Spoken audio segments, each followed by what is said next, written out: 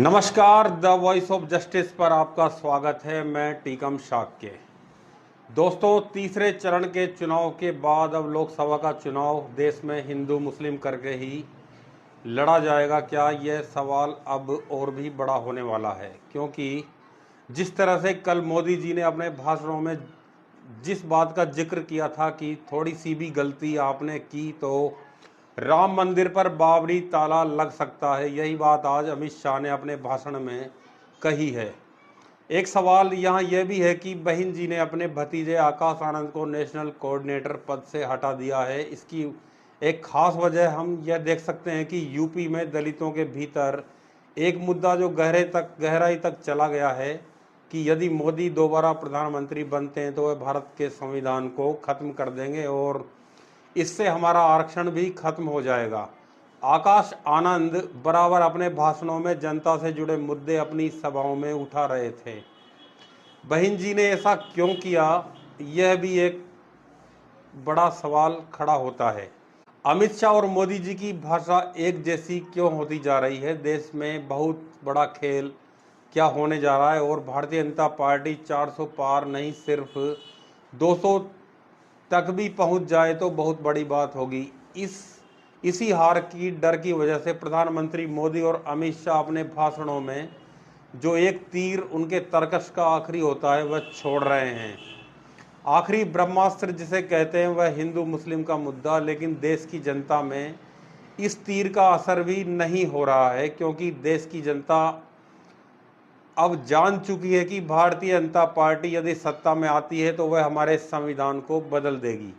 देश में लोकसभा के चुनाव का तीसरा चरण समाप्त हो चुका है और चौथे चरण में हम पहुंच रहे हैं। जैसे जैसे चौथा चरण और करीब आएगा वैसे वैसे ही हमें चुनावी रैलियों में, खासकर भाजपा की रैली में हिंदू मुस्लिम, राम मंदिर, बाबरी मस्जिद, राम मंदिर पर बाबरी ताला, इस तरह की बातें सुनने को और ज़्यादा मिलेंगी। लेकिन देश की जनता के भीतर एक मुद्दा जो इंडिया गठबंधन के द्वारा उठाया जा रहा है वह सीधा सीधा पहुंच चुका है। अब भाजपा के कोई भी ब्रह्मास्त्र का असर नहीं हो रहा है और मिस्टर मोदी जी पूरी तरह से बौखलाहट में हैं, या यूं कहें कि गुजरात लॉबी अब बौखलाहट में आ चुकी और दोनों एक ही भाषा का प्रयोग कर रहे हैं। यदि कांग्रेस सत्ता में आई तो राम मंदिर पर बाबरी ताला लग सकता है, यानी सीधे सीधे धर्म के नाम पर राजनीति भारतीय जनता पार्टी का एजेंडा रहा है और वह इस पर आ चुकी है। इनको यह लगने लगा है कि हमारा सफाया अब इस देश में होने जा रहा है। जरा भी गलती की तो राम मंदिर पर बाबरी नाम का ताला लग जाएगा, अमित शाह कहते हैं। देखिए ये वीडियो। भाइयों बहनों, आज मैं राम गोपाल यादव का एक स्टेटमेंट भी आपको कहना था। वो राम मंदिर को बेकार बताते। मेरी बात याद रखना, जरा भी गलती करी तो ये राम मंदिर पर बाबरी नाम का ताला लगाने का काम करेंगे। इनको मौका दे सकते।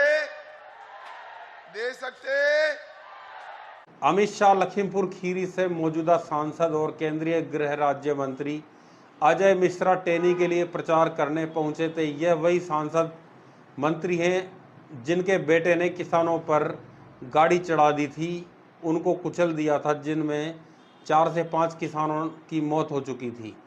गृह मंत्री ने राम मंदिर के मुद्दे पर बोलते हुए कहा, 70 साल से कांग्रेस पार्टी कोर्ट के केस के बहाने धोखा देती रही। मोदी जी को आपने दूसरी बार प्रधानमंत्री बनाया तो केस भी जीता, भूमि पूजन भी किया और 24 जनवरी को प्राण प्रतिष्ठा करके जय श्री राम कर दिया। और जब प्राण प्रतिष्ठा हो रही थी तो ट्रस्ट वालों ने अखिलेश, डिम्पल, राहुल, प्रियंका, सोनिया, खड़गे सबको निमंत्रण दिया, मगर वो प्राण प्रतिष्ठा कार्यक्रम में नहीं गए क्योंकि वो अपने वोट बैंक से डरते हैं।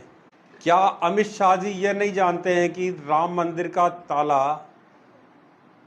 पूर्व प्रधानमंत्री राजीव गांधी ने ही खुलवाया था और उनके बेटे, अब जो आप बात कर रहे हैं कि राम मंदिर पर बाबरी ताला लग सकता है, वो कैसे संभव है?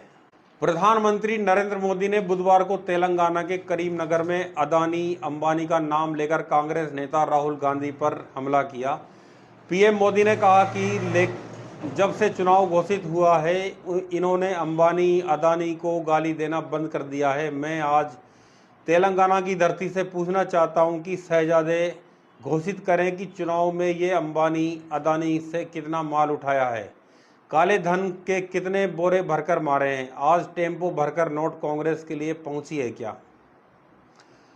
इस पर कांग्रेस नेता प्रियंका गांधी ने पीएम मोदी के उस बयान पर पलटवार किया है जिसमें उन्होंने कहा है कि राहुल गांधी ने अचानक अंबानी अदानी को गाली देना बंद कर दिया है। प्रियंका गांधी ने उत्तर प्रदेश के रायबरेली में लोगों को संबोधित करते हुए कहा कि आज नरेंद्र मोदी ने कहा राहुल गांधी जी अदानी का नाम नहीं ले रहे हैं। सच्चाई ये है कि राहुल गांधी हर दिन अदानी की बात करते हैं, वे रोज अदानी की सच्चाई आपके सामने रखते हैं, उसका खुलासा करते हैं। आज ये कह रहे हैं, भाषण में इन्होंने आज कहा है कि राहुल जी अडानी अंबानी का नाम नहीं ले रहे हैं। अरे वाह, रोज तो लेते हैं, रोज हम इनकी सच्चाई आपके सामने इनका खुलासा करते हैं। रोज हम आपको कहते हैं कि बड़े बड़े खरबपतियों की इनके साथ गांठ है। सारे कर्ज इन्होंने इनके माफ किए 16 लाख करोड़ रुपए। यहाँ उत्तर प्रदेश में जहाँ इनकी सरकार है, केंद्र में भी और प्रदेश में भी, यहाँ के किसान 1-1 लाख रुपए के लिए आत्महत्या कर रहे हैं। उनके लिए एक कर्ज माफ नहीं हुआ 1 रुपए का। इसका जवाब दें मोदी जी, इसका जवाब दें कि क्या काम किया है। 10 सालों के लिए इन्होंने सिर्फ आपको बहकाया है बस। इस देश की जितनी भी संपत्ति है सारी अपने खरबपति मित्रों को दे दी है। देश के बंदरगाह, देश के हवाई अड्डे, देश का कोयला, देश की जो बिजली बनाने वाले जो पावर के हैं, बड़ी बड़ी संस्थाएं होती थी, यहाँ इतने खोले थे हम लोगों ने रायबरेली अमेठी में, इनके सारे सब्सिडी अपने खरबपति मित्रों को। दोस्तों, लोकसभा चुनाव अब किस ओर जा रहा है, आगे देखिए होता है क्या। नमस्कार, मैं टीकम शाक्य। यदि यह वीडियो आपको पसंद आया हो तो इसे लाइक करें, वीडियो पे कमेंट करें और वीडियो को शेयर करें। यदि आप हमारे चैनल पर नए हो तो चैनल को सब्सक्राइब करें और बेल आइकॉन जरूर दबाएं ताकि आपको आगे के अपडेट मिलते रहें। धन्यवाद। देखते रहिए द वॉइस ऑफ जस्टिस।